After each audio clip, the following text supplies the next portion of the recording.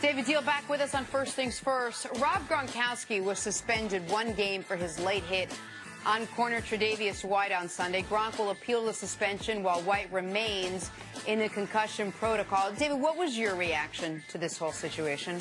That this was all premeditated. I think I'm the only one that's been talking about this and addressing this, is that earlier last week, Gronkowski was called out by Jinder Mahal, which is a WWE wrestler, because in WrestleMania 33, Gronk got involved in the match, and Jinder Mahal ended up not getting a championship belt. Yes, I'm 37, and yes, I'm not scared to admit I am a WWE fan. Okay. I'm not scared to admit it. All right. But Jinder Mahal called him out this week. So now you're the Adam Schefter of the WWE. Give it to us. So social media all last week, Rob Gronkowski, is he going to stand up to the challenge? Is he going to wrestle this guy? And it was back and forth banner throughout the entire week. And right away when this happened during the game, what did everybody say? Oh, he pulls a WWE move. He pulls a wrestling move. And there's a reason why. Because he let social media and stuff off of the field affect what he did on the football field. We talked about this last week when he was talking about the celebrations in Buffalo with Cooks. Yeah, that was in fun. That was in great taste. But right away, you knew Bill Belichick and the team told you, we don't celebrate. We don't talk about celebrations. And then now, the following week, for you to do this, number one, you're not doing it the Patriot way. You're trying to be an individual. And mark my words, put me on marker right now, he will not be a New England Patriot next year. They will not keep him. And what did they do last year? They won the Super Bowl without him. David Deal. They will do it again, and I don't think that he will be a Patriot next year. So this was a marketing move. Yes. To set himself up for eventually getting money off of the field, acting like WWE a meathead stuff, and right away, a licensed meathead. So do you think he never really intended to hurt him? That he just thought it was supposed to be like a fun little, well, like, you're elbowing hey guys, a guy watch with me? your brace in the back of the head. That is the cheapest shot of the year, hands down. That's worse than Mike Evans running across the field. At least he was defending his quarterback, trying to do something. I'm not saying it's right, but at least he was trying to do something in defense. This was just straight cheap and a lack of, because you didn't get the pass interference call. This is the response you're going to have?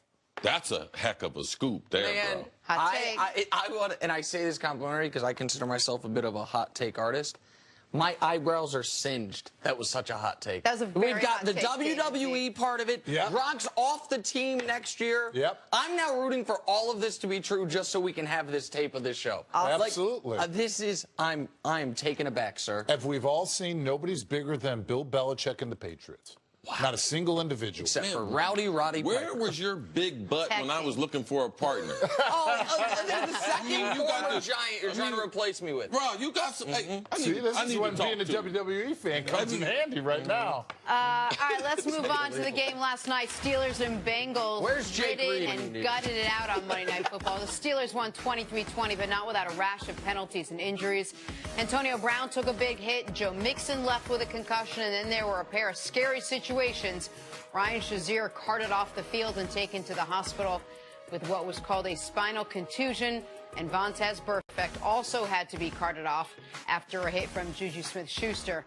All right, David, let's talk about this concept of compartmentalizing when you're on the football field. When you see something like this happen to your friend, your brother, your family, and you have to, within one play, within a couple seconds, go back out and continue a play. What does that do for the rest of the team? I mean, obviously, it makes you sit there and you have the reaction like the Steelers had on the sideline, sitting there watching Ryan Shazier. And that's a player that I mentioned last week that just is an eye-opening player that every time I watch Steelers film, you just say, wow. And the thing that you watch that and you say, moving forward to everybody from the kids level on, you have to see what you hit. Keep your eyes up, keep your head up. And anytime you lead with your head like that, it's either going to be a danger to you or somebody else on the other side. So, you know, it's really sad, and our thoughts and prayers are with him that he's okay. And when you play in rivalry games like this, yeah, there's big hitting. Yeah, there's going to be that stuff just like when we played the Eagles. But at the same time, keep it within the realm of the football game to where, number one, you're not subjecting yourself or other players to serious injuries. Number two, you're doing stuff that are going to cost your team football games. We saw this happen with Vontaze Burfict when he cheap-shotted Antonio Brown in the playoff game. You selfishly cost your team and your city a playoff win by your acts and what you did on the football field. So, no, people aren't going to be sympathetic right now to Vontaze Burfict. And we heard in the background Antonio Brown saying, karma, karma. But at the same time, you never wish this injury upon anybody because that karma will come right back and haunt you. I want to say something about AB real quick. Because when we were talking about Kevin Durant, I was talking about the standard I hold Kevin Durant to because he's one of the best basketball players in the world. But I think he's a fake tough guy. Agreed, but that discussion we were having. Cece and I, before the show, were talking about Antonio Brown's place in the pantheon. That is Antonio Brown the greatest wide receiver ever under 6 feet tall? And he's making the case for it. Antonio Brown, I understand why he wouldn't like Vontaze Burfict. I get it. Of all the guys in the league, he has the biggest reason probably not to like Vontaze Burfict, and it's a long list of guys. Antonio Brown has to, in my opinion, understand the weight his voice carries, that he's not just another guy. No. And Juju, I don't think Juju's play was dirty. I thought it was illegal. I didn't think it was dirty. I thought it was a football play. He hit him too high, and that was a play that was legal a few years ago. I didn't love Juju standing over him. No. But Antonio knows after the fact that Vontaze is carted off. And Antonio knows what it's like to be carted off because of a hit Vontaze Burfict laid on him. I don't love Antonio Brown screaming karma, karma, karma, even if that is what you truly feel. What you truly, right. Like that. He knows he's being interviewed. It's not like it was caught. He did it on purpose while he was being interviewed. I mean, I don't know what we're using on that, CC. Antonio's got to know who he is and the weight his voice carries. Yeah, it's easy to sit here and say that. But if a guy knocks me out, it's God's job to forgive him. I ain't going to never forgive him and never forget. And I'm going to always be looking for him. If I had taken that same shot, I don't care who the player was. I don't care if he had a reputation or no reputation. I would be looking for that player to get revenge on him, all right? That's what I would be doing. Personally, after playing 16 years and going across the middle and playing in the slot and making a living doing that, if a guy had gone out of his way to cheap shot me like that, listen. No, it's nice to ride on a glory cloud, but at the end of the day, when you're involved in personal battles, guys do things to you, I ain't about forgetting. No, you definitely don't forget, but I think it's just about being smarter with the way that you address it and handle it after.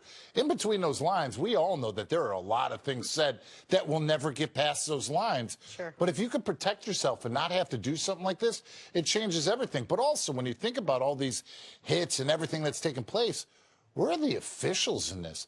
Crabtree and Talib a couple weeks ago, 2 weeks ago. That happened last year. Why didn't you pull both of them aside before the game and say, hey, we're watching you guys. Right. We know what you did last year. Right. When things were happening in this game, George Ioka takes a cheap shot after in retaliation. How come he didn't get thrown out of the game? Sure. So if you don't start doing it now and then once we continue to do it later, oh, well, you know, they did it to Lynch, but we'll reduce it to this. They did it to this. Now we're going to 2 games. It should all be consistent and it all should be the same. And if you know that it's going to be like a game like this, warn them.